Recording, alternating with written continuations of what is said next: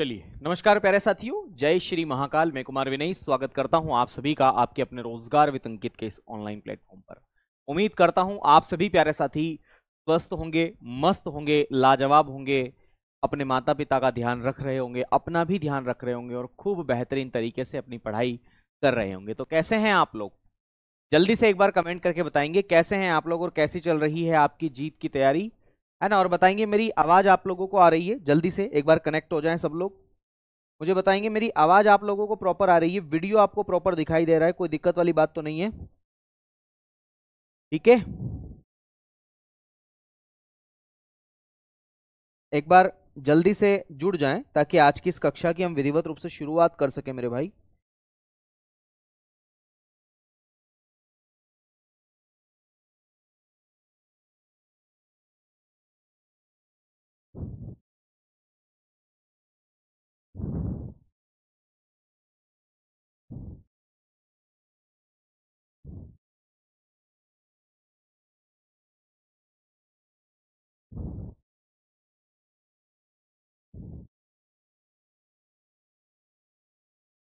Okay Shivam, बहुत बढ़िया। नीतू, आ रही है आवाज? कोई दिक्कत वाली बात तो नहीं है? चलिए बाकी लोग भी बता दें। हाँ ओके सर, नाइस, आ रही है sir, voice is clear. Okay okay okay. तो चलिए फिर आज की शुरुआत करते हैं क्लास की। लास्ट टाइम मैंने आपको क्या पढ़ाया था, मैं पुरानी क्लास से रिवीजन आपको करवाऊंगा। आज ऐसे हम लोग पंचवर्षीय योजनाओं के बारे में पढ़ने वाले हैं, 5 ईयर प्लान्स के बारे में। लेकिन पुरानी क्लासेस को अगर हम वापस कंप्लीट कर लें तो ज्यादा अच्छा रहेगा, हमें एक मोटा मोटा अंदाज भी देखने को मिलेगा कि हम किस तरीके से आगे बढ़ रहे हैं और चीजों को कंप्लीट कर रहे हैं। ठीक है, तो लास्ट टाइम मेरे ख्याल से मैं डीवैल्यूएशन के बारे में आपको पढ़ा था, अवमूल्यन के बारे में आपको पढ़ा रहा था। मैं आपको बता देता हूं दरअसल अवमूल्यन होता क्या है, इसके बारे में हमने क्या क्या बात करी थी, है ना। तो देखो, अगर देखा जाए तो मैंने आपको मुद्रास्फीति का मापन भी बताया था कि मुद्रास्फीति का मापन 2 विधियों से किया जाता है, डब्ल्यूपीआई और सीपीआई। कोर इन्फ्लेशन क्या होती है, हेडलाइन इन्फ्लेशन क्या होती है, ये भी मैंने बताया था। डिफ्लेशन के बारे में बताया था कि मुद्रास्फीति की ठीक उल्टी स्थिति डिफ्लेशन कहलाती है। इसमें वस्तुओं की कीमतों में लगातार कमी होती है और जो मुद्रा का मूल्य है वो क्या होता है, बढ़ता है ना। ये दोनों बातें आपको याद रखना है। विमुद्रीकरण या नोटबंदी, जिसे डीमोनिटाइजेशन के नाम से जाना जाता है, इसके बारे में भी बताया था कि एक कानूनी प्रक्रिया है और सरकार जो है या केंद्र सरकार जो है, या फिर हम दूसरे शब्दों में कहें तो कोई भी देश की केंद्रीय बैंक जो है वो जानबूझ करके ऐसा करती है, नोटबंदी करती है। ठीक है, तो पुरानी मुद्रा को बंद करके नई मुद्रा को चलन में लाना क्या कहलाता है, नोटबंदी के नाम से आप इसे जानते हैं। ऐसा क्यों किया जाता है? तो जो नकली नोट है, जिसे जाली नोट के नाम से भी जानते हैं, उनकी समाप्ति के लिए ऐसा किया जाता है। पहला कारण तो एक ये देखने को मिलता है। दूसरा कारण जो है वो ये है कि जो मार्केट में ब्लैक मनी बढ़ गया उसको कम करना। तीसरा है करप्शन को कम करना। चौथा है आतंकवादी गतिविधियों में कमी करना। और पांचवा क्या है आपका, डिजिटल करेंसी को बढ़ावा देना। इसलिए नोटबंदी की जाती है ना।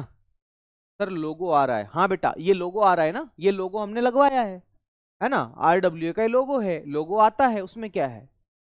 मुझे एक बात बताओ, तुम्हें ऐसा क्यों लगता है कि लोगो आ रहा है या फिर रिकॉर्डेड है या फिर क्या है? पढ़ना है ना। अगर मैं केवल आपकी ही कमेंट को देखूंगा तो क्या मैं पढ़ा पाऊंगा? नहीं ना, संभव ही नहीं है। तो इसलिए ज्यादा जरूरी है कि आप उन चीजों को समझें, पढ़ें, है ना। और इधर दिमाग मत लगाओ, इतना दिमाग आप पढ़ने में लगा दोगे तो मेरे ख्याल से आपका सब्जेक्ट कंप्लीट हो जाएगा, है ना।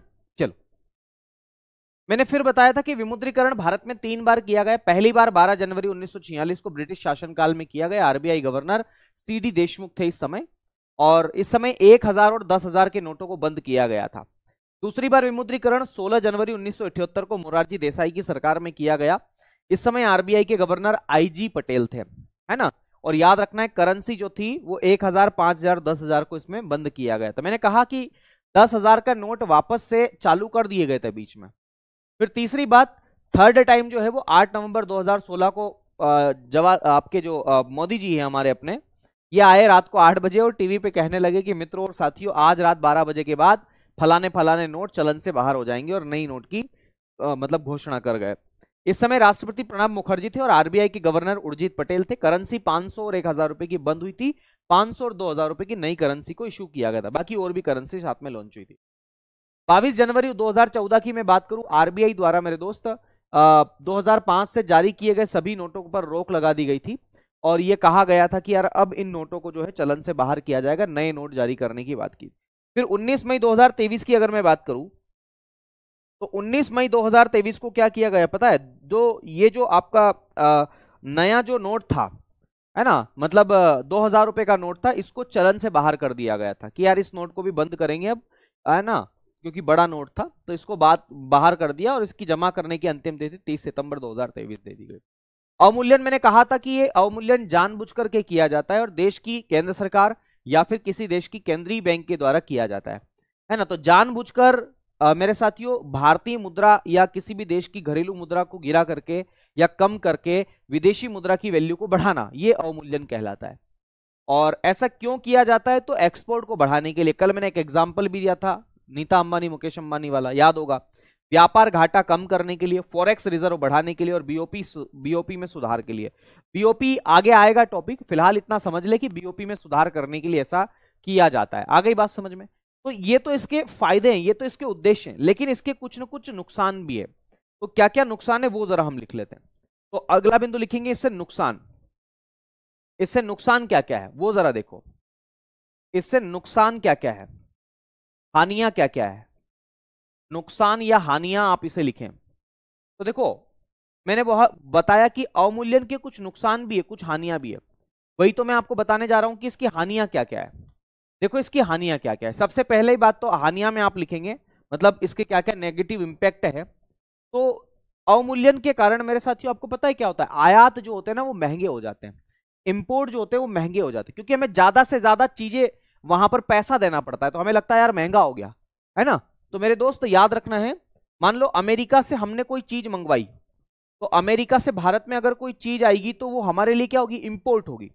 तो इससे जो इंपोर्ट, अब इंपोर्ट होगी तो रुपये की वैल्यू चूंकि कमजोर है तो ज्यादा से ज्यादा रुपया देना पड़ेगा, तो हमें ज्यादा से ज्यादा रुपया देना पड़ रहा है उसको। ठीक है, तो आयात क्या हो जाएंगे? महंगे हो जाएंगे। आयात महंगे हो जाएंगे, आयात महंगे हो जाएंगे, ये बात आपको याद रखना है। आयात क्या हो जाएंगे? इसमें महंगे हो जाएंगे। ये पहला नुकसान मैंने आपको बताया। ठीक है, दूसरी बात, जो डोमेस्टिक करेंसी है जैसे घरेलू मुद्रा है, उसकी जो क्रय शक्ति वो क्या हो जाएगी? कम हो जाएगी। तो लिखेंगे घरेलू मुद्रा की क्रय शक्ति कम हो जाएगी। घरेलू मुद्रा, डोमेस्टिक करेंसी, डोमेस्टिक जो करेंसी है उसकी परचेसिंग पावर क्या हो जाएगी? कम हो जाएगी। तो घरेलू मुद्रा की क्रय शक्ति, घरेलू मुद्रा की क्रय शक्ति, या फिर इसी को बोलते हैं मुद्रा का मूल्य, क्रय शक्ति या फिर मूल्य, मूल्य या वैल्यू, ये क्या हो जाएगी मेरे साथियों? कम हो जाएगी। इसको अंग्रेजी में क्या लिखेंगे? Purchasing power of domestic currency. Purchasing power, क्या बोलेंगे? परचेजिंग पावर, या फिर मेरे साथियों वैल्यू। परचेसिंग पावर और वैल्यू, वैल्यू जो डोमेस्टिक करेंसी उसकी वैल्यू जो है वो क्या हो जाएगी? कम हो जाएगी। आ गई बात समझ में? किसकी तुलना में? फॉरेन करेंसी की तुलना में। तो ये दूसरा मेरे साथियों याद रखना है आपका नुकसान है। तीसरा नुकसान क्या हो सकता है? जो हमने विदेशों से कर्ज ले रखे हैं जैसे अमेरिका, जर्मनी, जापान, है ना, वो भी मेरे साथियों महंगा हो जाएगा। क्यों? क्योंकि उस कर्ज को उतारने के लिए हमें ज्यादा से ज्यादा, देखो जो ऋण देता है वो नुकसान में होता है महंगाई में। आ गई बात समझ में? तो ऋण देता है वो नुकसान में, ऋण लेने वाला क्या हो जाएगा? वो फायदे में होगा, ऋणी फायदे में होगा। मुद्रास्फीति में भी हमने पढ़ा है लास्ट टाइम में। मैं आपको ये बताना चाह रहा हूं कि जो विदेशी कर्ज है वो महंगा हो जाएगा, क्योंकि अमेरिका से मान लो हमने $10,000 का लोन लिया, तो हमें तो रुपये में चुकाना है ना, या हमें डॉलर में भी चुकाना है, तो वो डॉलर कैसे हमें मिलेगा? रुपये से एक्सचेंज करके तो मिलेगा। तो विदेशी कर्ज जो है वो क्या हो जाएगा? महंगा हो जाएगा। तो लिखेंगे विदेशी कर्ज, विदेशी कर्ज, है ना, क्या हो जाएगा? महंगा हो जाएगा, महंगा होगा। तो ये इतने सारे नुकसान हमें किसके अंतर्गत याद रखने हैं? इस अवमूल्यन के अंतर्गत याद रखने हैं। ये जरूर आपको याद रखना है। क्यों? क्योंकि हमें ज्यादा से ज्यादा पैसा उसको देना पड़ेगा। तो ये भी आपको पता चल गया। चलिए अगली बात करते हैं मेरे साथियों कि भारत में अभी तक कितनी बार अवमूल्यन किया गया है। तो भारत में कितनी बार किया गया? तो भारत में अभी तक 3 बार मुख्य रूप से अवमूल्यन हुआ है। कितनी बार हुआ है? 3 बार। बोले सच में 3 बार हुआ? हाँ बेटा 3 बार ही हुआ है। तो भारत में अवमूल्यन कब कब हुआ है जरा वो देखना। भारत में 3 बार डिवैल्यूएशन किया गया अभी तक। सबसे पहली बार डिवैल्यूएशन किया गया था इंदिरा गांधी सरकार में, प्रधानमंत्री इंदिरा गांधी थी। और अगर मैं बात करूं मेरे साथियों प्रथम बार की, फर्स्ट टाइम की, तो प्रथम बार ये जो डिवैल्यूएशन किया गया था ये जून में किया गया था। तो 6 जून 1966, है ना। पंडित जवाहरलाल नेहरू अब नहीं रहे थे और उस समय प्रधानमंत्री इंदिरा गांधी थी। तो इसमें लिखेंगे इंदिरा गांधी पीएम, इंदिरा गांधी कौन थी? प्रधानमंत्री थी। तो इस समय ये अवमूल्यन किया गया था, है ना। 6 जून 1966 को डिवैल्यूएशन किया गया था, याद रखना है। और मैं इसमें बताऊं आप लोगों को कि जो 1 रुपए की वैल्यू थी पहले, उस समय $0.21 थी पहले, लेकिन इस वैल्यू को गिरा करके हमने क्या कर दिया गया था, ध्यान रखना, इस वैल्यू को हमने गिरा करके जो है वो और कम कर लिया था, ठीक है। या सिंपल सी भाषा में अगर देखें तो रुपये का अवमूल्यन कितना परसेंट किया गया था? 57% जो है वो डिवैल्यूएशन किया गया था। लिखेंगे 57%, 57% अवमूल्यन किया गया, अवमूल्यन किया गया। तो कितना परसेंट डिवैल्यूएशन किया गया था? तो 57% डिवैल्यूएशन किया गया था। किसमें? तो याद रखना है, इस पहली बार विमुद्रीकरण में। इस समय राष्ट्रपति कौन थे? डॉक्टर सर्वपल्ली राधाकृष्णन राष्ट्रपति थे, है ना। कौन थे मेरे साथियों? डॉक्टर सर्वपल्ली राधाकृष्णन। तो इसमें लिखेंगे राष्ट्रपति, प्रेसिडेंट कौन थे? डॉक्टर सर्वपल्ली राधाकृष्णन, सर्वपल्ली राधाकृष्णन। और अगर आपसे पूछा जाए कि आरबीआई के गवर्नर कौन थे, तो पीसी भट्टाचार्य। आरबीआई गवर्नर कौन थे पहली बार विमुद्रीकरण के समय? तो पीसी भट्टाचार्य, पीसी भट्टाचार्य ये आरबीआई के गवर्नर थे। इसी समय पर क्या किया गया? अवमूल्यन किया गया था। उम्मीद है ये सब बातें आपको समझ में आई होगी, ठीक है। तो पीसी भट्टाचार्य आरबीआई के गवर्नर थे, है ना। और कितना परसेंट अवमूल्यन किया गया था? तो रुपये का अवमूल्यन 57% के आसपास लगभग किया गया था। उम्मीद करता हूं ये बात भी आपको समझ में आ गई होगी, ठीक है। चलिए दूसरी बार अवमूल्यन की हम बात करते हैं। हालांकि दूसरी बार क्या है, ऐसा नहीं लिखना चाहिए हमें कि पहली बार की दूसरी बार, क्योंकि अवमूल्यन इसके पहले भी हो गया था ना। बिल्कुल बिल्कुल भाई, 1949 में भी हुआ था अवमूल्यन, ठीक है। तो आप, हाँ, यहां पर आप लिख सकते हैं प्रथम बार, हटा दो यहां पर, ये प्रथम बार शब्द ठीक नहीं होगा फिर, ठीक है, इसको हटा दो आप, है ना। अगर आप इतना भी केवल लिखेंगे कि 6 जून 1966 को जो अवमूल्यन किया गया था उसमें क्या था, तो भी बातें समझ में आ जाएगी, ठीक है। चलो अगली बार अवमूल्यन की हम बात करते हैं। अगला जो अवमूल्यन किया गया था उसकी अगर हम तिथि की बात करें मेरे साथियों, तो वो था आपका 1 जुलाई को। हालांकि 1991 में किया गया था, वो देखेंगे। तो 1991 में अवमूल्यन, तो 1991 में अवमूल्यन कितने चरणों में किया गया? 2 चरणों में किया गया था, 2 चरणों में। कितने फेज में पूरा किया गया था? कितने फेज में डिवैल्यूएशन किया गया था? तो 2 चरणों में डिवैल्यूएशन किया गया था। कब कब किया गया था? तो याद रखना है, एक तो किया गया था 1 जुलाई को और दूसरा किया गया था 3 जुलाई को। तो 1 जुलाई और 3 जुलाई 2 चरणों में 1991 में अवमूल्यन किया गया था। इस समय प्रधानमंत्री कौन थे? तो पीवी नरसिम्हा राव प्रधानमंत्री थे। इस समय प्रधानमंत्री कौन थे? PV Narasimha Rao, PV Narasimha Rao. इस समय प्रधानमंत्री कौन थे? तो पीवी नरसिम्हा राव प्रधानमंत्री थे। और अगर आपसे यह पूछा जाए कि इस समय वित्त मंत्री कौन थे, तो मनमोहन सिंह थे, जो कि अब नहीं रहे, है ना। तो फाइनेंस मिनिस्टर, वित्त मंत्री, है ना, एफएम लिख रहा हूं मैं मेरे साथियों। एकमात्र ऐसे आरबीआई के गवर्नर थे जो प्रधानमंत्री के पद पर भी रहे, तो डॉक्टर मनमोहन सिंह। आप कितना भी गाली दे लो मेरे दोस्त, है ना, लेकिन इनके द्वारा किए गए कार्य जो है ना वो याद रहेंगे हमेशा इकोनॉमिक्स में। तो डॉक्टर मनमोहन सिंह जो थे वो वित्त मंत्री थे और प्रधानमंत्री पीवी नरसिम्हा राव थे। अगर आप बात करें मेरे साथियों इसके अंतर्गत कितने चरणों में जो किया गया था अवमूल्यन, तो 2 चरणों में किया गया था, मैंने आपको लिखवा दिया है। राष्ट्रपति कौन थे? तो मेरे साथियों आर वेंकटरमन राष्ट्रपति थे। क्या लिखेंगे? राष्ट्रपति। तो राष्ट्रपति कौन थे? आर वेंकटरमन, वेंकटरमन, आर वेंकटरमन, ये मेरे साथियों राष्ट्रपति थे। ये ट लिखा हुआ है ना, तो आर वेंकटरमन जो थे वो राष्ट्रपति थे। और इसमें रुपये का अवमूल्यन किया गया था, याद रखना है, जो रुपये का अवमूल्यन किया गया था वो 2 चरणों में किया गया था। लगभग कितना परसेंट अवमूल्यन किया गया था? तो याद रखना 18 से 19%, 18 से 19% अवमूल्यन किया गया था, डिवैल्यूएशन हुआ था, है ना। कितना हुआ था? 18 से 19% के आसपास जो है वो अवमूल्यन किया गया था। और इस समय आरबीआई के जो गवर्नर थे उनका नाम क्या था? तो एस वेंकटरमन, क्या नाम था? एस वेंकटरमन, वेंकटरमन। तो ये आरबीआई के इस समय क्या थे? गवर्नर थे। ये बात भी आपको याद रखना है, इतनी बात जरूर याद रखना। सवाल आया हुआ है कि 1991 में जो आरबीआई ने, या हम कहें कि देश के अंदर अवमूल्यन किया गया था, वो कितने चरणों में हुआ था? तो 2 चरणों में वो हुआ था, ये आप लोग नोट डाउन कर लें।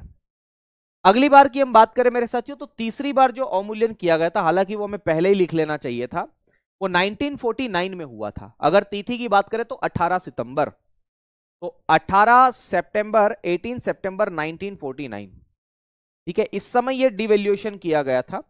और अगर हम बात करें इस समय आरबीआई गवर्नर की, कि आरबीआई के गवर्नर कौन थे और सरकार किसकी थी, तो वो भी चर्चा कर लेंगे। पहले आरबीआई के गवर्नर की हम बात कर लेते कि इस समय आरबीआई के गवर्नर कौन थे। तो बी एन राव थे, बेनेगल रामा राव, क्या बोलते हैं? B N Rao, B N Rao, है ना? बी एन राव ही ऐसे याद रखें, बेनेगल रामा राव, रामा राव, ये आरबीआई के कौन थे? गवर्नर थे, ठीक है। और अगर आपसे ये सवाल पूछा जाए कि 1949 में जब अवमूल्यन किया गया, उस समय प्रधानमंत्री कौन थे, तो पंडित जवाहरलाल नेहरू उस समय प्रधानमंत्री थे। तो पंडित नेहरू उस समय ब्रिटिश सरकार जो थी वो मतलब उसके वायसराय थे। तो राष्ट्रपति मेरे साथियों कोई थे नहीं, याद रखना। राष्ट्रपति का पद तो 1950 के बाद आया, तो राष्ट्रपति कोई नहीं, है ना। लेकिन ब्रिटिश सरकार में वायसराय का पद जरूर था इस समय, है ना। गवर्नर जनरल और ये सब आपने सुने होंगे, उसी के बारे में मैंने यहां पर आपको बताया, है ना। इस समय कितना अवमूल्यन किया गया था रुपये का, तो लगभग लगभग 30.5% जो है वो अवमूल्यन किया गया था रुपये का। तो रुपये का अवमूल्यन लगभग 30.5% या 31% लगभग, है ना, रुपये का क्या हुआ था? अवमूल्यन हुआ था। ये बात भी आपको याद रखना। मुद्रा के मूल्य को क्या कर लिया गया था? गिरा लिया गया था। तो ये 3 बार अवमूल्यन किया गया और तीनों बार आपको याद रखना है। मैंने आपको तीनों बारों के बारे में चर्चा कर दी है, प्लीज इसको जरूर आप अपनी परीक्षा के अंदर याद रखेंगे। तो विमुद्रीकरण भी मैंने पढ़ा दिया, अवमूल्यन भी मैंने पढ़ा दिया, और अवमूल्यन को आज कंप्लीट भी मैंने आपको करवा दिया है। ओके, अब ये अवमूल्यन वाला टॉपिक आप एक बार पढ़ेंगे अच्छे से तो आपको चीजें समझ में आ जाएगी। मैं चाहता हूं कि एक बार आप रिवीजन कर लें इन चीजों का। अभी जो मैंने पढ़ाया है उसको एक बार आप पढ़ लें, ठीक है, जल्दी से, और पूछ ले अगर कोई सवाल आपका हो तो, है ना। विकास भाई, क्लास डेली शाम को 6 बजे ही चलती है ना। शाम को 6 बजे ही आपको जुड़ना है। अगर आपको वॉइस की प्रॉब्लम है तो आप अपनी क्लास से बाहर होकर के एक बार क्लास में वापस से एंटर कर लीजिए, शायद इस वजह से प्रॉब्लम सॉल्व हो, है ना। और ये माइक भी थोड़ा इश्यू कर रहा है, इस बार इसको चेंज कर लेंगे हम लोग, है ना। चलो, आ गई बात समझ में? इतनी बातें समझ में आ गई ना? अब आगे बढ़ सकते हैं हम लोग। अब नए टॉपिक की शुरुआत करें। पंचवर्षीय योजनाएं हमें पढ़ना है ना। देखो, मैं योजना आयोग, वित्त आयोग, एनडीसी सब कुछ पढ़ाऊंगा, पर मैं चाहता हूं पहले पंचवर्षीय योजनाओं के बारे में आपको रूपरेखा बता दी जाए। तो हेडिंग डालेंगे पंचवर्षीय योजना। पंचवर्षीय योजना, देखो जब मैं सिविल सर्विसेज की तैयारी करता था दिल्ली में यूपीएससी की, तो वहां पर ना मठाधीश हुआ करते थे। मठाधीश का मतलब था जो हमारे सीनियर थे ना, वो मठाधीश थे। कारण क्या कारण क्या था कि वो लंबी तैयारी करते थे। लंबी तैयारी का मतलब है कई सालों से तैयारी कर रहे थे। किसी किसी को तैयारी करते करते 5 साल हो गए थे। तो वहां मतलब मजाक मजाक में एक बात बोली जाती है कि यूपीएससी तो एक पंचवर्षीय योजना है ना, जिसमें बड़े बड़े मठाधीश जो है वो बैठे हुए हैं और चीजों को आगे बढ़ाते हैं, खूब तैयारी करते हैं। खैर, पंचवर्षीय योजना जैसा ही कुछ मामला दिखाई देता है, 5 ईयर प्लान। तो आप लोग अपनी तैयारी में पंचवर्षीय योजना ना बना ले, इसलिए मैं बोल रहा हूं कि एक बार जो भी सिलेबस आप पढ़ो अच्छे से पढ़ लो, है ना। कोई झंझटी मत पालो कि क्या है। चलो, सबसे पहली बात, पंचवर्षीय योजना में आपको ये याद रखना है कि पंचवर्षीय योजना जो है, इसको सबसे पहले कहां पर शुरुआत की गई, इसकी शुरुआत कहां पर की गई। तो सबसे पहले इसकी शुरुआत जो है, सबसे पहले शुरुआत, है ना, या इसको शुरू कहां पर किया गया, सर्वप्रथम लागू कहां पर की गई पंचवर्षीय योजना। तो सर्वप्रथम लागू कहां पर की गई और किसके द्वारा की गई। तो याद रखना 1928 में इस पंचवर्षीय योजना को यूएसएसआर में लागू किया गया। यूएसएसआर यानी कि सोवियत संघ रूस में। किसके द्वारा लागू किया गया, तो जोसेफ स्टालिन के द्वारा। किसके द्वारा, जोसेफ स्टालिन। जोसेफ स्टालिन, इसने इस पंचवर्षीय योजना को पहली बार यूएसएसआर में 1928 में लागू किया था, इंप्लीमेंट किया था। यह बात आपको याद रखना है, ठीक है। पंचवर्षीय योजना में क्या है, तो पंचवर्षीय योजना में दरअसल एक ही बात है कि सरकार 5 सालों तक देश के विकास को आगे बढ़ाने के लिए योजना बनाएगी कि 5 साल, आने वाले 5 साल में देश का विकास किस तरीके से होगा, बस इसी को इसमें ध्यान रखा गया है। आ गई बात समझ में? तो आने वाले 5 सालों में कैसे देश का विकास किया जाना है, वही पंचवर्षीय योजना है। मैं लिख देता हूं, आगामी 5 वर्षों के लिए, अपकमिंग 5 ईयर, है ना, आगामी 5 वर्षों के लिए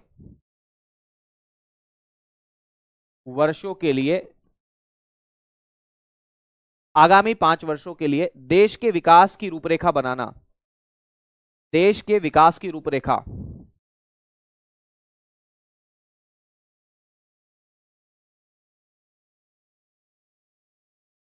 का निर्माण, ऐसा भी लिख सकते हैं, देश की रूपरेखा का निर्माण भी आप इसे कह सकते हैं। तो मेरे साथियों क्या बोल सकते हैं, रोडमैप, एक रोडमैप डिजाइन करना। तो roadmap of upcoming financial year, roadmap of economy for roadmap of economy for upcoming 5 year.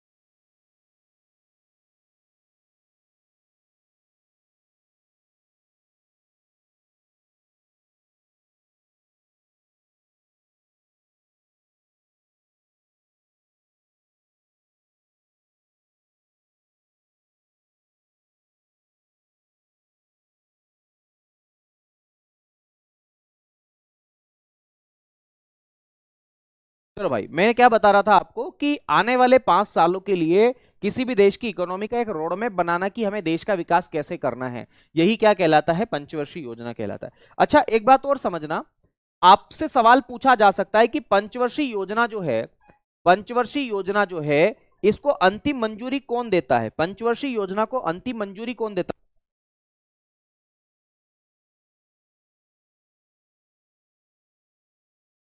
इसको अंतिम मंजूरी कौन प्रदान करता है, फाइनल अंतिम मंजूरी कौन प्रदान करता है?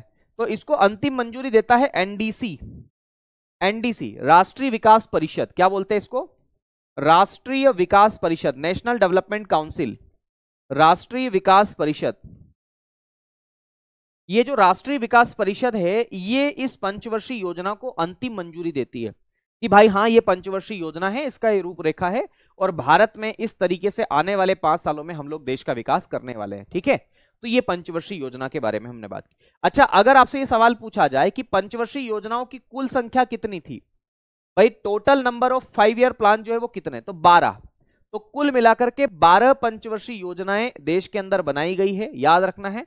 और इसमें अगर हम बात करें कि कब से कब तक ये चली, तो 1951 से लगाकर के 2017 तक, इस समय काल में 12 पंचवर्षीय योजनाएं देश के अंदर लागू की गई है। ये बात आपको याद रखना है।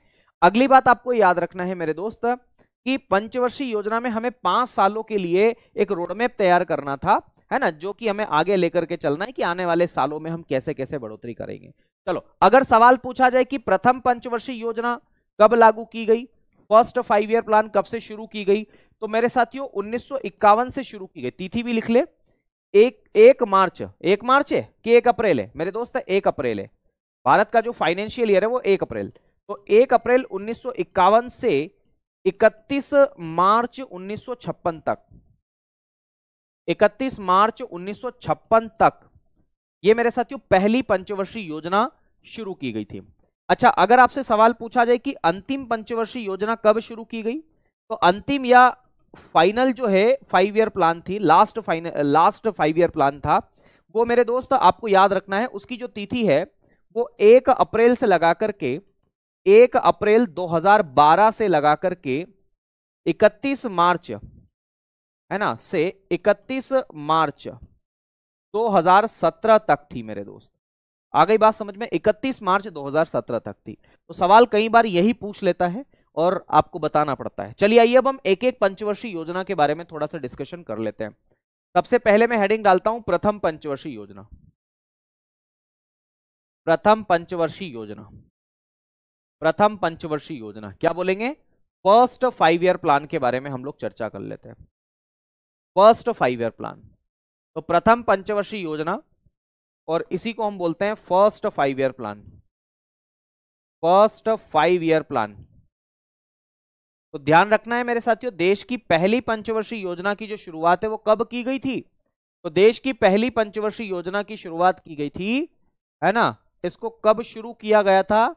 तो इसको मेरे साथियों शुरू किया गया था 1 अप्रैल, 1 अप्रैल 1951 से लगाकर के 31 मार्च 2000, सॉरी गलत बोल गया, 1956 तक, है ना। तो 5 सालों तक इस योजना को लागू किया गया था, 1 अप्रैल 1951 से 31 मार्च 1956 तक। आ गई बात समझ में? दूसरी बात आपको ये याद रखना है कि इस पंचवर्षीय योजना में मॉडल कौन सा अपनाया गया था, कौन सा मॉडल पर यह आधारित थी? तो याद रखना है मेरे दोस्त, Herald Domar model. Herald Domar ये इकोनॉमी के डेवलपमेंट का एक मॉडल है, विकास का एक मॉडल है ना, जिसको हेराल्ड डोमर नाम के व्यक्ति ने बनाया है कि देश का विकास कैसे कैसे होना चाहिए। ठीक है। तीसरी बात आपको ये याद रखना है इस पहली पंचवर्षीय योजना में कि इसमें प्रायोरिटी किसको दी गई थी। अच्छा, प्रायोरिटी के पहले लिखो ऑब्जेक्टिव। ऑब्जेक्टिव का मतलब होता है उद्देश्य। तो इस पहली पंचवर्षीय योजना का उद्देश्य क्या था? आप लोग कमेंट करके बताइए क्या इसका ऑब्जेक्टिव था, जल्दी से बताएं। इस पहली पंचवर्षीय योजना का ऑब्जेक्टिव क्या था? सर केवल हिंदी में लिखा हो ना बाबा, केवल हिंदी में नहीं हो सकता, नहीं केवल अंग्रेजी में हो सकता है, दोनों में हो सकता है ना। देखो कुछ कुछ चीजें ऐसी हैं जो बहुत ही आसान है, जिसको हम लोग बोलते हुए चलते हैं। जैसे मैंने लिखा मॉडल, अब इसको हिंदी में भी मॉडल लिखूंगा तो मजा आएगा क्या? नहीं आएगा ना। इसलिए मैंने बोला कि मॉडल कौन सा था, तो आपको लिख लेना है कि मॉडल या प्रारूप हेराल्ड डोमर मॉडल। इसको स्टार्ट कब किया गया, कब इसको बिगिन किया गया? तो याद रखना स्टार्ट इसको किया गया 1 अप्रैल 1951 को। इसका ऑब्जेक्टिव क्या था? तो आप में से कई लोग जवाब दे रहे हैं सर कृषि कृषि कृषि। बेटा कृषि ऑब्जेक्टिव नहीं था, इसका उद्देश्य था। देखो पहली पंचवर्षीय योजना का टाइम पीरियड देखो, 1951 से शुरू हुई। मुझे बताओ आजादी कब मिली हमें, देश को आजादी कब मिली? तो मेरे ख्याल से 1947 में आजादी मिली, 15 अगस्त 1947 में। तो आजादी के साथ साथ हमें बहुत सारी चीजें भी तो गिफ्ट में मिली थी ना, जैसे भूखमरी, भूखे मर रहे थे लोग, भूखे मर रहे थे, है ना। मरने का एक तरीका था कि वो भूखे मर रहे थे, खाने के लिए खाने के लाले पड़ रहे थे उनके, है ना। गरीबी बहुत ज्यादा थी, बेरोजगारी बहुत ज्यादा थी, रोजगार था ही नहीं, विज्ञान और तकनीक तो बिल्कुल भी नहीं था। 1958 में डीआरडीओ आया है ना। इसरो की स्थापना बाद में की गई है। तो मतलब हमारे पास क्या था? कुछ नहीं था, खाली थे हम, भूखे नंगे थे, सच में भूखे नंगे थे। तो हमें पहले देखो भूख को मिटाना है, क्योंकि फंडामेंटल नीड्स में भी रोटी कपड़ा मकान, और उसमें भी सबसे ज्यादा रोटी। पहले पेट तो भर ले तभी तो जीवित रहेंगे, पहले जीवित रहना जरूरी है। तो जीवित रहने के लिए मतलब हमारे पास में पहली पंचवर्षीय योजना में बहुत सारी कमियां थी, इसलिए हमने क्या करा, हमने पहले पंचवर्षीय योजना में उद्देश्य बनाया आर्थिक या संतुलित आर्थिक विकास करना। क्या बोलेंगे? ऐसा लिखे, अर्थव्यवस्था का संतुलित विकास करना, अर्थव्यवस्था का संतुलित विकास करना, अर्थव्यवस्था का संतुलित विकास करना, बैलेंसिंग डेवलपमेंट ऑफ इकोनॉमी, अर्थव्यवस्था का संतुलित विकास, इसको क्या बोलेंगे? Balancing development of economy, balancing development,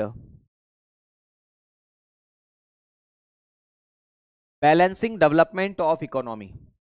तो अर्थव्यवस्था का संतुलित विकास करना इस पहली पंचवर्षीय योजना का उद्देश्य था। लेकिन लेकिन लेकिन प्राथमिकता हमने किसको दी, प्रायोरिटी किसको दी? भाई हमें तो हर क्षेत्र का विकास करना था, पर हमने प्रायोरिटी किसको दी? तो प्रायोरिटी हमने दी थी एग्रीकल्चर, क्योंकि सबसे पहले हमें रोटी की जुगाड़ करना था। तो रोटी का जुगाड़, गेहूं का जुगाड़ हमें कृषि से मिलेगा। तो एग्रीकल्चर सेक्टर को हमने प्रायोरिटी दी कि यार कम से कम पहले खाने की समस्या को दूर किया जाए। तो एग्रीकल्चर पर हमने प्रायोरिटी दी मेरे दोस्त पहली पंचवर्षीय योजना में। अच्छा, हमने कुल कितना लक्ष्य बनाया था, टारगेट कितना बनाया था कि हमें कितनी ग्रोथ रेट लेकर के आना है? तो हमने पहली पंचवर्षीय, देखो जब हम पहली बार कोशिश करते हैं ना, चाहे सरकारी एग्जाम की करें या किसी भी तैयारी की करें, तो याद रखना पहला प्रयास हमारा सबसे महत्वपूर्ण प्रयास होता है, क्योंकि पहले प्रयास से ही हमें ये पता चलता है कि हम कितना आगे जाएंगे और कितना बेहतर करेंगे। मैं आपको बताऊं, पहला प्रयास अगर अच्छा रहा तो आगे के सारे प्रयास अच्छे रहेंगे, और अगर पहला ही विफल है तो फिर कोई मतलब नहीं। आपने प्रेमचंद के द्वारा लिखी गई रचनाओं के बारे में अगर मैं बात करूं, उनकी जो सबसे पहली रचना थी, है ना, उसकी बात ही अलग है। उसमें वो मतलब पूरा दिल लगा के व्यक्ति काम करता है। तो याद रखना है, जब पहला हमने टारगेट बनाया था तो हमने कितना बनाया था, तो 2.1% की ग्रोथ रेट लाना हमारा टारगेट था। हमने ये टारगेट बनाया था कि 2.1% हम लोग टारगेट लेकर के आए। हम लोगों ने कितना प्राप्त किया भाई, हमने लक्ष्य तो इतना बना लिया था, प्राप्ति कितनी करी हमने, अचीव कितना किया। देखो पहली बार जब हम मेहनत करते तो मन से करते हैं, तो हमने प्राप्ति भी बहुत अच्छी की, मतलब टारगेट से हम लोग ज्यादा ही प्राप्त कर पाए। तो 3.6% की हमने प्राप्ति यहां पर की थी पहली पंचवर्षीय योजना के दौरान। आ गई बात समझ में, ये हमने प्राप्ति की थी। तो हम पोमा गए, पोमाना मतलब समझते हो, पोमाना मतलब इतराना, है ना, हम इतरा गए, अरे गजब, हमने इतना टारगेट बनाया, लक्ष्य इतना, हम मतलब लक्ष्य इतना बनाया था, प्राप्ति हमने इतनी करी, अब तो अपुनिज भगवान है, ऐसा फीलिंग आ गई। तो हमने इसमें क्या क्या किया पहली पंचवर्षीय योजना में, तो याद रखना है मेरे साथियों, हमने इस पहली पंचवर्षीय योजना में 5 आईआईटी की स्थापना की, है ना। ऐसे सवाल आते हैं कि बताओ 5 आईआईटी की स्थापना किस पंचवर्षीय योजना में की गई, तो 5 आईआईटी की स्थापना पहली पंचवर्षीय योजना में की गई, ठीक है। हमने कुछ बांध भी बनाए इस पंचवर्षीय योजना में, बांध, बांध का मतलब होता है डैम बनाना, है ना, या प्रोजेक्ट। बांध को अंग्रेजी में प्रोजेक्ट बोलते हैं, हिंदी में परियोजना भी बोल देते हैं। तो हमने कुछ प्रोजेक्ट भी इसमें बनाए थे, और इन बांधों को पंडित जवाहरलाल नेहरू ने क्या कहा था पता है, आधुनिक भारत का मंदिर, है ना, टेम्पल ऑफ मॉडर्न इंडिया। तो आधुनिक भारत का मंदिर इन बांधों को कहा था। किसने कहा था, यह सवाल आया हुआ है, आधुनिक भारत का मंदिर किसके द्वारा कहा गया, बांधों को आधुनिक भारत का मंदिर किसके द्वारा कहा गया, तो याद रखना पंडित जवाहरलाल नेहरू के द्वारा। पंडित जवाहरलाल नेहरू ने इन्हें आधुनिक भारत का मंदिर कहा, पंडित जवाहरलाल नेहरू ने इन्हें आधुनिक भारत का मंदिर कहा था मेरे साथियों, है ना, किसको, बांध को कहा था। तो पहली पंचवर्षीय योजना में हमने कुछ बांध बनाए थे अलग अलग नदियों पर, जैसे हमने दामोदर नदी पर एक प्रोजेक्ट बनाया था, और वो प्रोजेक्ट कौन सा था, तो दामोदर वैली प्रोजेक्ट, दामोदर नदी घाटी परियोजना बोलते हैं, क्या बोलते हैं इसे, दामोदर नदी घाटी परियोजना, दामोदर नदी घाटी परियोजना, दामोदर नदी घाटी परियोजना, ये पहली पंचवर्षीय योजना के अंतर्गत हमने बनाया था। दामोदर नदी पर कौन सा बांध बनाया, दामोदर बांध बनाया, दामोदर प्रोजेक्ट चलाया गया। इसे अंग्रेजी में बोलते हैं Damodar, Damodar river valley project. अंग्रेजी वाले लिख लेना, फिर बोलोगे सर अंग्रेजी में नहीं लिखाया। दामोदर वैली प्रोजेक्ट भी आप इसे कहते हो, तो दामोदर रिवर पर है। वैसे ही एक सतलज रिवर पर है ना, सतलज नदी पर, सतलज रिवर बोलते हैं इसको अंग्रेजी में। तो सतलज नदी पर जैसे आप मैसेज करते हो ना, तुम कैसी हो, तुम कैसी हो, ऐसे करते हैं ना, ऐसे वैसे ही लिखना है सतलज रिवर। क्या लिखना है, सतलज, तो सतलुज भी लिख देते हैं, तो सतलुज रिवर आपको ऐसे लिखना है। तो सतलुज रिवर पर कौन सा डैम बनाया गया, भाखड़ा नांगल, भाखड़ा नांगल प्रोजेक्ट। तो भाखड़ा नांगल प्रोजेक्ट जो है वो सतलुज रिवर पर बनाया गया था। वैसे ही महानदी पर भी एक प्रोजेक्ट बनाया गया था जिसका नाम था हीराकुंड डैम, है ना, महानदी जिसे उड़ीसा का शोक कहते हैं, महानदी को उड़ीसा का शोक के नाम से भी जाना जाता है। महानदी पर क्या बनाया गया था हमने, हीराकुंड प्रोजेक्ट, हीराकुंड प्रोजेक्ट। तो हीराकुंड बांध जो है वो हमने महानदी पर बनाया गया, ये उड़ीसा में आपको देखने को मिलेगा। वैसे ही व्यास नदी पर हमने व्यास प्रोजेक्ट बनाया था, हालांकि व्यास की जगह ब्यास शब्द सही, ज्यादा सही शब्द है, पर व्यास नदी याद रखना। इस पर हमने कौन सा प्रोजेक्ट बनाया था, तो व्यास प्रोजेक्ट, व्यास नदी पर हमने बनाया था। तो ये कुछ प्रोजेक्ट थे जो कि हमने पहली पंचवर्षीय योजना के अंतर्गत बनाए थे। अगली बात इसके अंतर्गत याद रखना है कि पहली पंचवर्षीय योजना में हमने एक प्रोग्राम की शुरुआत भी की थी, सीडीपी, और सीडीपी को हम बोलते हैं कम्युनिटी डेवलपमेंट प्रोग्राम। क्या बोलते हैं इसे, तो लिख लो, कम्युनिटी डेवलपमेंट प्रोग्राम, सामुदायिक विकास कार्यक्रम बोलते हैं हिंदी में, कम्युनिटी डेवलपमेंट प्रोग्राम। इसको हिंदी में किस नाम से जाना जाता है, सामुदायिक विकास कार्यक्रम। तो सीडीपी की शुरुआत कब की गई, तो 2 अक्टूबर 1952 को सीडीपी की शुरुआत की गई थी। किस देश के सहयोग से, तो यूएसए का सहयोग था। यूनाइटेड स्टेट ऑफ अमेरिका का इसमें क्या था, सहयोग था। इसे हिंदी में किस नाम से जाना जाता है, तो सामुदायिक विकास कार्यक्रम, सामुदायिक विकास कार्यक्रम। तो सामुदायिक विकास कार्यक्रम के नाम से आप इसे जानते हैं, ये बात भी आपको नोट डाउन कर लेना है, बहुत ही इंपॉर्टेंट बात है। सीडीपी है ना, इसकी शुरुआत हमने इसके अंदर करी थी। पहली पंचवर्षीय योजना में ये खास खास बातें हैं जिनको आपको लिख लेना चाहिए, मेरे ख्याल से बहुत ही इंपॉर्टेंट बातें जो मैंने आपको लिखवा दी। ओके, ठीक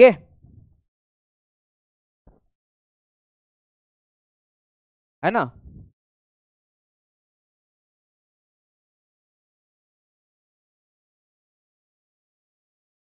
चलो, ये पहली पंचवर्षीय योजना के बारे में बात हुई।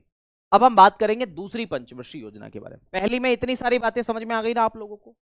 चलिए अब हम बात करते हैं मेरे साथियों दूसरी पंचवर्षीय योजना। एक मिनट भाई, क्या हो रहा है, चलो यहां तक एक बार पढ़ लो।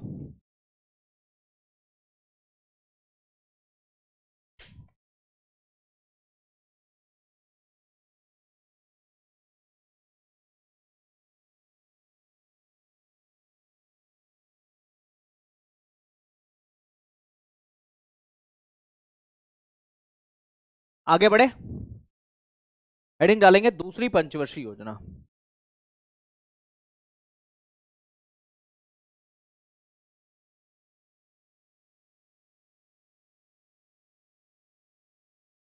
दूसरी पंचवर्षीय योजना,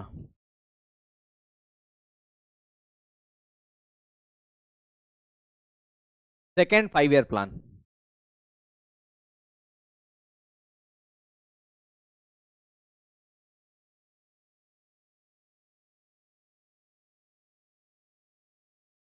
दूसरी पंचवर्षीय योजना, पहली पंचवर्षीय योजना में ठीक ठाक उपलब्धि होने के कारण हमने दूसरी पंचवर्षीय योजना में भी अपने हिसाब से ही प्लान बनाए। खैर, इसकी शुरुआत कब की गई पहले वो ध्यान रखना है।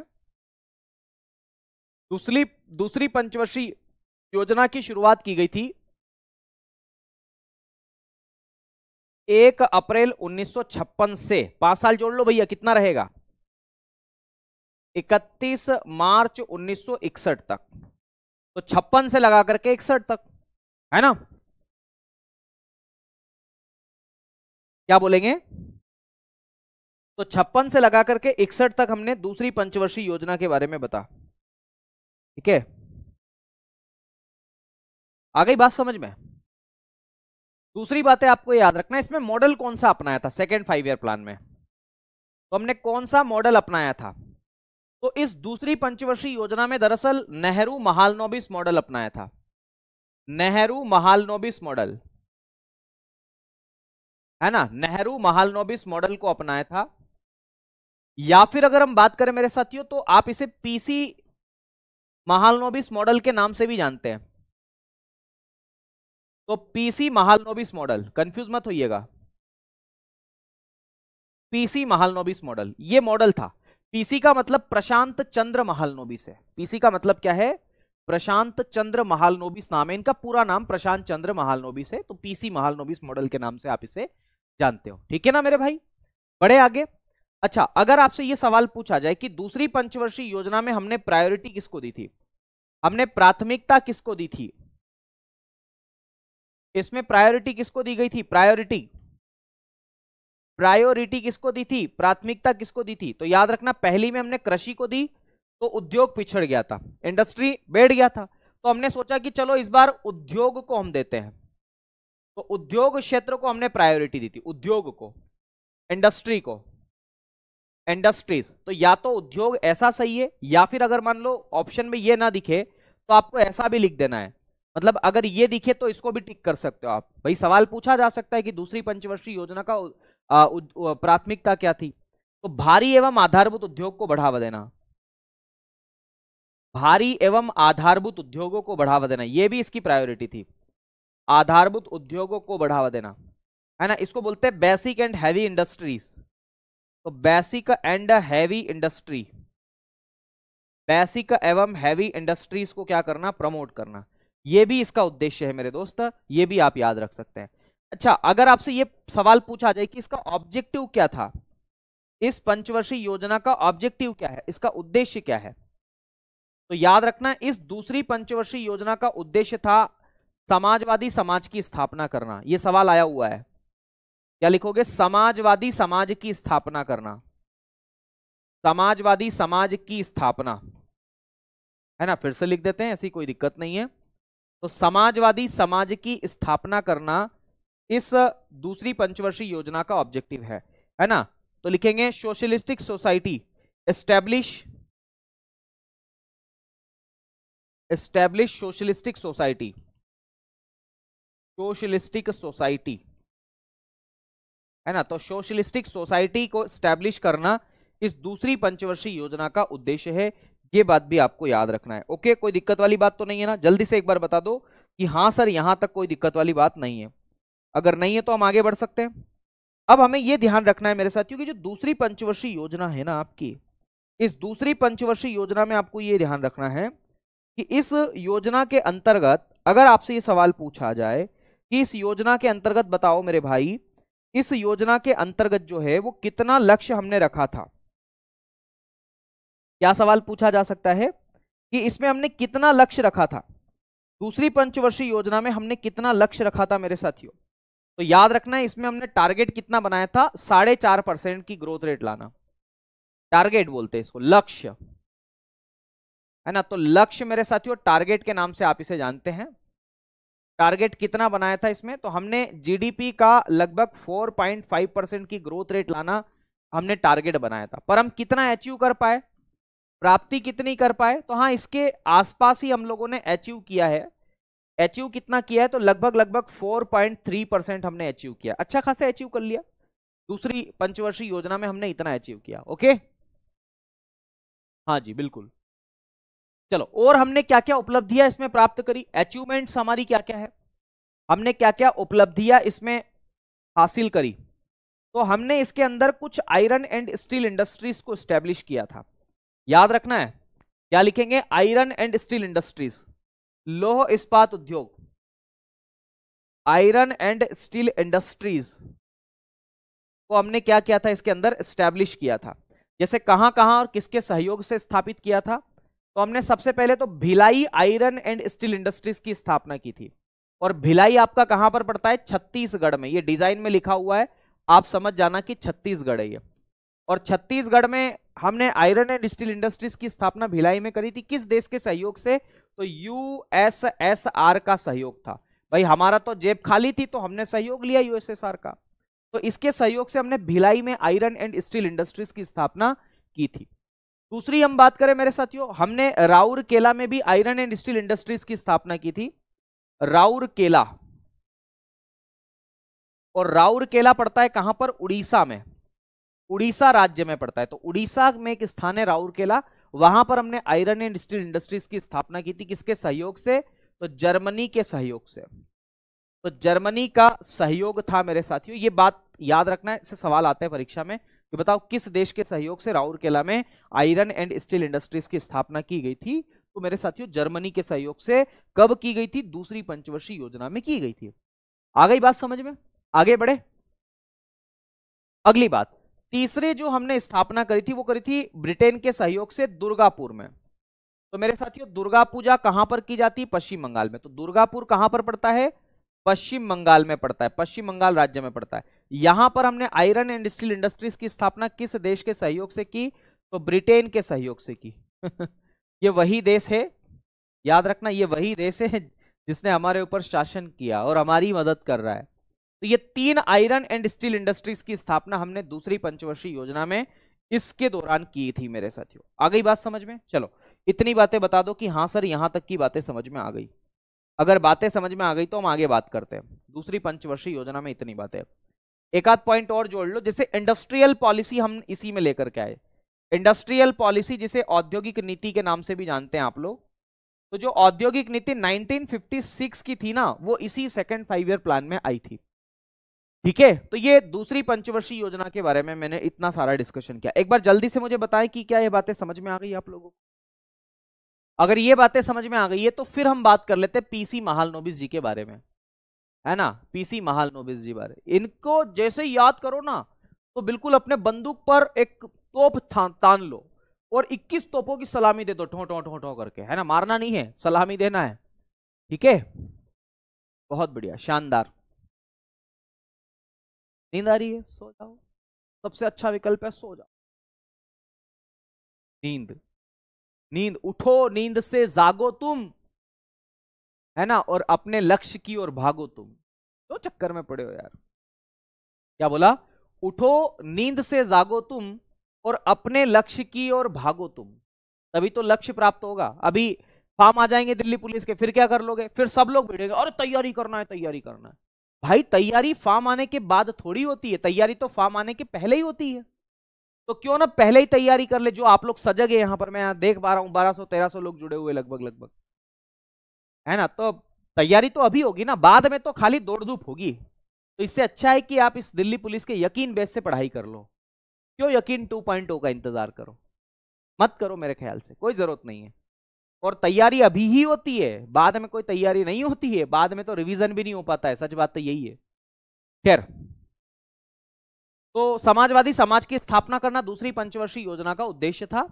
प्रायोरिटी उद्योग क्षेत्रों को आगे बढ़ाने की रखी गई थी, और पीसी महालनोबिस मॉडल दूसरी पंचवर्षीय योजना पर आधारित था। अब देखो पीसी महालनोबिस के बारे में हम बात करते हैं। पीसी महालनोबिस, फिर हम तीसरी पंचवर्षीय योजना की चर्चा करेंगे।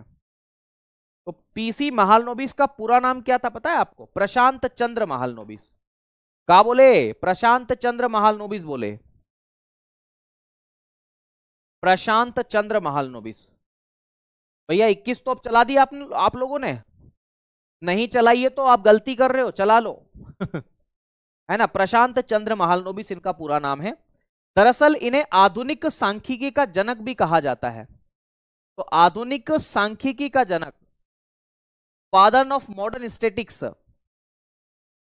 क्या बोलते हैं इन्हें? Father of modern statics, father of modern statics. ठीक है, आधुनिक सांख्यिकी का जनक आप इन्हें कहते हैं। और इनके द्वारा एक संस्थान की स्थापना की गई थी, भारतीय सांख्यिकी संस्थान, कलकत्ता में 1931 में। भारतीय सांख्यिकी संस्थान, भारतीय सांख्यिकी संस्थान, इंडियन इंस्टीट्यूट फॉर स्टेटिक्स, ये कहां पर स्थापना की गई थी? कलकत्ता में स्थापना की गई थी इन्हीं के द्वारा। और याद रखना, इन्हीं के सम्मान में इनके जन्म दिवस को 29 जून को इनका जन्म दिवस आता है, हैप्पी बर्थडे इनको हम कहते हैं। और इसी को राष्ट्रीय सांख्यिकी दिवस के रूप में मनाया जाता है। तो राष्ट्रीय सांख्यिकी दिवस, राष्ट्रीय सांख्यिकी दिवस, है ना, नेशनल स्टैटिक्स डे के नाम से आप इसे जानते हैं। राष्ट्रीय सांख्यिकी दिवस के रूप में इनके जन्म दिवस को मनाया जाता है। ये याद रखना है, ये सवाल यहां से बन सकते हैं कभी कभी। तो अच्छा, राष्ट्रीय सांख्यिकी संस्थान की स्थापना कब की गई? 1931 में की गई। ठीक है, दूसरी पंचवर्षीय योजना में मॉडल कौन सा था? तो पीसी महालनोबिस मॉडल। अगर ये सवाल परीक्षा में ना हो तो नेहरू महालनोबिस मॉडल, है ना। पहली पंचवर्षीय योजना में प्रधानमंत्री कौन थे? पंडित जवाहरलाल नेहरू। दूसरी में कौन थे? पंडित जवाहरलाल नेहरू। ठीक है, तो ये बात भी आपको याद रखना है, पहली में भी जवाहरलाल नेहरू, दूसरी में भी जवाहरलाल नेहरू। मेरे ख्याल से इतनी बातें आपको स्पष्ट होगी। आ गई बात समझ में? चलो, अब आज के लिए आज अपन इतना ही करते हैं। अब चूंकि मेरी अगली क्लास है आज, है ना, तो याद रखना है आज के लिए इतना ही पढ़ते हैं, बाकी चर्चा आपसे करेंगे अब कल। कोई दिक्कत तो नहीं है यहां तक किसी को? एक बार जल्दी से मुझे कमेंट करके बता दो। ये पहली पंचवर्षीय योजना और दूसरी पंचवर्षीय योजना के बारे में मैंने जो आपको बातें बताई है, जरूर आप लोगों को यहां पर याद रखना पड़ेगा। ठीक है, चलो।